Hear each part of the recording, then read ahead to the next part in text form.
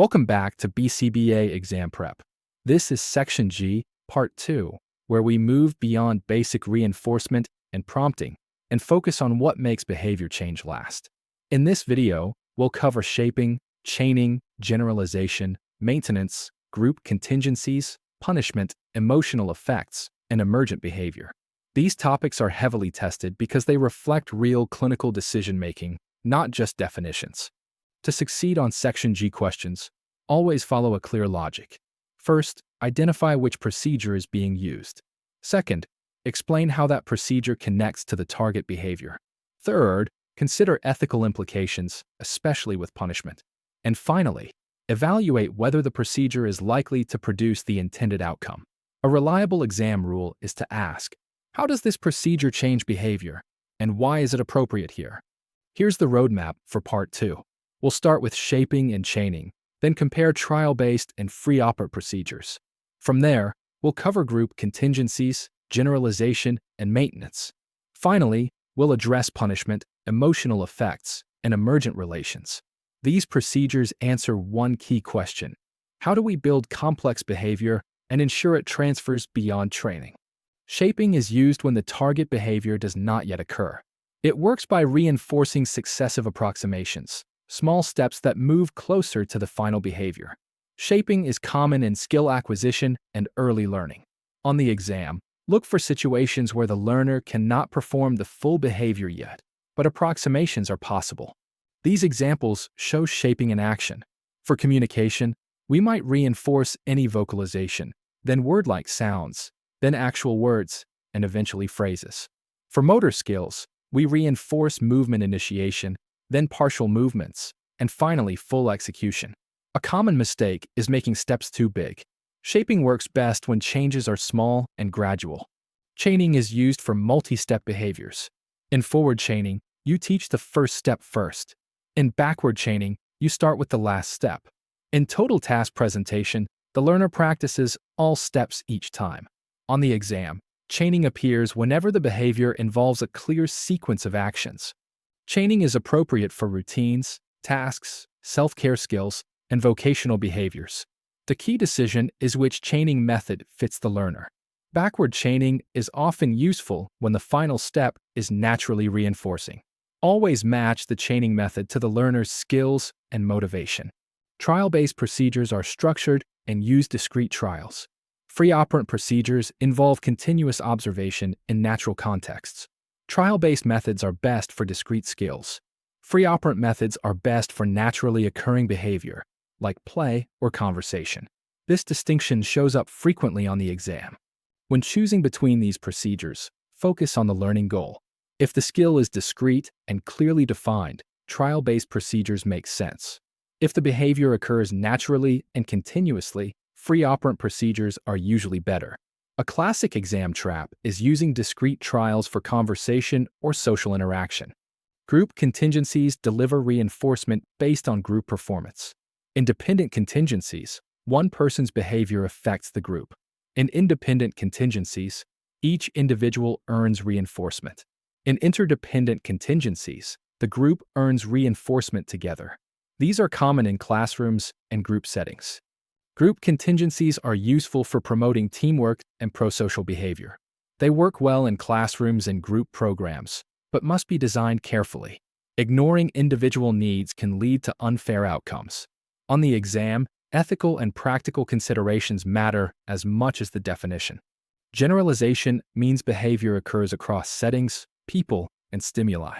To promote generalization, teach skills in multiple contexts, vary discriminative stimuli, and reinforce behavior in different environments.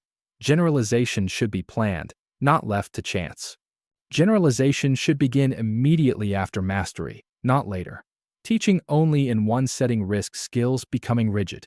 The exam often tests whether you recognize the need for early and intentional generalization. Remember, teaching a skill once is not enough. Maintenance focuses on long-term behavior change. This includes schedule thinning, shifting from continuous to intermittent reinforcement, and transferring control to natural contingencies. The goal is behavior that persists without constant external reinforcement. Maintenance procedures are used after a skill has already been mastered, and this distinction is extremely important for the BCBA exam. At this stage, the learner can already perform the behavior accurately. The question is no longer, can they do it? The question becomes, will the behavior continue over time? This is where strategies like schedule thinning and transferring control to natural contingencies are used. A very common exam mistake is introducing maintenance procedures too early, before mastery is demonstrated. If the behavior is still fragile, maintenance is premature. On the exam, maintenance always assumes acquisition has already occurred.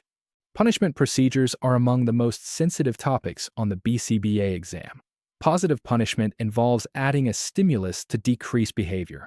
Negative punishment involves removing a reinforcing stimulus. But the exam is rarely asking you to simply identify the type of punishment. Instead, it tests whether punishment is appropriate, ethical, and justified in the scenario. Punishment is almost never the first or best answer unless the question clearly states that reinforcement-based procedures have failed or the behavior is dangerous. If a reinforcement option is available, punishment is usually the wrong choice. The exam treats punishment as a last resort procedure. Punishment may be considered in emergency situations, such as severe self-injury or aggression, or when reinforcement-based interventions have been implemented correctly and still failed. Even then, punishment requires careful planning, monitoring, and ethical justification. A key exam rule to remember is this: if the question does not clearly justify punishment, then punishment is not the correct answer. When in doubt, choose reinforcement. Behavior change procedures do not only affect observable behavior, they can also produce emotional and physiological reactions. These may include anxiety, frustration, aggression, or avoidance. The BCBA exam expects you to recognize that these effects matter. If an intervention reduces problem behavior but produces significant emotional harm, it may not be acceptable. On the exam, ignoring emotional side effects is almost always a red flag. Ethical practice requires monitoring both behavior change and emotional impact. Managing emotional effects requires ongoing assessment and flexibility. If emotional reactions appear, the BCBA should adjust procedures, not ignore them. This might involve modifying reinforcement schedules, changing task difficulty, or reevaluating the procedure entirely. On the exam, the correct answer often includes monitoring, adjustment, and client well-being, not rigid adherence to a plan. Emotional safety is part of treatment effectiveness. Emergent relations and generative performance explain how learning becomes flexible. Emergent behavior occurs without direct teaching, based on previously established learning histories. Generative performance means the learner can apply skills in new situations without additional training. The exam often tests whether you understand that these outcomes depend on strong foundational skills. If prerequisites are missing, generative performance will not occur. Emergent and generative procedures should only be used after prerequisite skills are firmly established. Using them too early is a common mistake. On the exam, look for clear evidence that the learner already has the basic skills required. If the question describes weak or inconsistent responding, generative strategies are premature. Foundation first, flexibility second. Section G tests whether you understand why procedures are used, not just what they are. Reinforcement builds behavior. Maintenance makes behavior last. Generalization makes behavior useful. Punishment must be limited, justified, and ethical. The exam rewards decision-making, not memorization. Section G requires you to explain not just what a procedure is, but when and why to use it. For each method, be ready to explain its purpose, application, effectiveness, and connection to the target behavior. The best way to prepare for Section G is to practice applying these procedures to realistic scenarios. That's exactly what we focus on at www.bcbmockexam.com, where you can work through exam-style questions and explanations. Practice turns procedures into decision-making skills. You've now completed Section G. This domain is challenging because it requires clinical reasoning, not memorization. In the next section, we'll move into Section H, where we focus on intervention planning and implementation. Keep going. You're doing the hard part right.